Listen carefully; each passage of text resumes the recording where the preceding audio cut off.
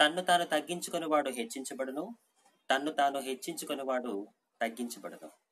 ఏంటి సందర్భం సమయం లేకుండా వాక్యం చెప్తుంది అంజలి అనుకుంటున్నారా? సందర్భం ఉంది. ఎలా అంటారా? మన భారతదేశానికే కాదు, ప్రపంచ దేశాలన్నిటికీ ప్రస్తుతం ఇదే అవసరం. యావత్ మానవాళిని కరోనా వైరస్ వణికిస్తుంది. దాదాపు సంవత్సరం క్రిందట చైనా దేశం యొక్క ప్రెసిడెంట్, ఆయన పేరు జిన్పింగ్, ఆ వ్యక్తి ప్రపంచం మొత్తం ఆశ్చర్యపోయేలా ఒక ప్రకటన చేశాడు. చైనాలో ఉన్న చర్చిలన్నీ మూసివేసి, యేసుప్రభు కాదు మీ రక్షకుడు, నేనే మీ రక్షకుడిని అని చెప్పి తన అనుచరులతో సోషల్ మీడియాలో చాటింపు వేయించాడు. జిన్పింగ్ గర్వించి తను తాను హెచ్చించుకోవడం వల్ల తన దేశమే కాదు, ప్రపంచ దేశాలన్నీ మరణ భయంతో వణికిపోతున్నాయి. పరిశుద్ధ గ్రంథం ప్రకారం బబులోను రాజ్యాన్ని స్థాపించిన గొప్ప మహారాజు నెబుకద్నెజర్. ఆ నెబుకద్నెజర్ గర్వించి ఒకానొక సందర్భంలో దేవుడు పొందవలసిన మహిమను తాను పొంది తన్ను తాను హెచ్చించుకుందామనుకున్నాడు.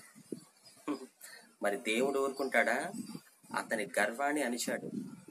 ఎలా అణిచాడో తెలుసా?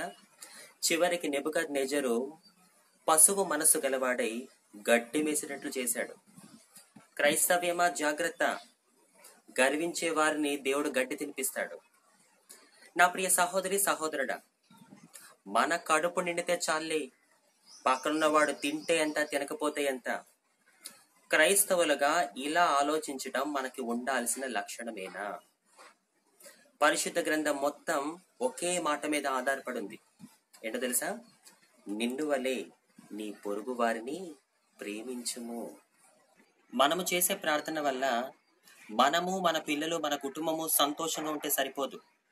నేను చేసే ప్రార్థన వల్ల నా పక్కింటోళ్ళు బాగుండాలి, పై ఇంటోళ్ళు బాగుండాలి, ఎదురింటోళ్ళు బాగుండాలి, మన రాష్ట్రం బాగుండాలి, మన దేశము బాగుండాలి, ఈ ప్రపంచం బాగుండాలి. ఇటువంటి ప్రార్థన ఇప్పుడు చాలా అవసరం. మోషే ప్రార్థించినప్పుడు దేవుడు ఆకాశపు వాకిండ్లను విప్పి ఇశ్రాయేలు ప్రజల కోసం మన్నాను కురిపించలేదా? యెహోషువ ప్రార్థించినప్పుడు దేవుడు సూర్యచంద్రుల్ని ఆపలేదా? తన జనులను రక్షించుకోవడానికి మరి ఎస్తేరు తన కడుపు మార్చుకొని కన్నీటిని ఆహారంగా చేసుకొని ఉపవాసం ఉండి ప్రార్థన చేసినప్పుడు దేవుడు తన జాతిని రక్షించలేదా?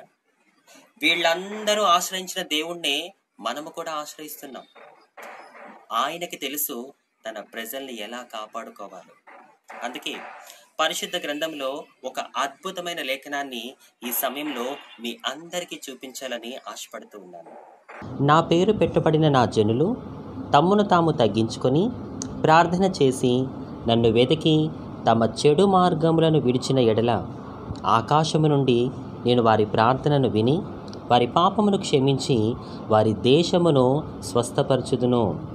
2వ దినవృత్తాంతముల గ్రంథము 7వ అధ్యాయము 14వ వచనం.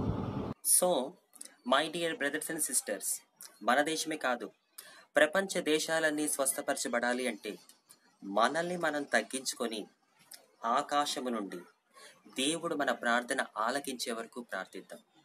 ఈరోజు ప్రపంచానికి క్రైస్తవులమైన మనందరి ప్రార్థన ఎంతో అవసరం. మనం చేసే ప్రార్థన విలువ ప్రపంచంలో ఉన్న ప్రజలందరి ప్రాణాలు. యేసు నామములో కరుణామయుని కాలి క్రింద కరోనా వైరస్ పతనమైపోవును గాక. ఆమేన్. యుద్ధం యెహోవాదే.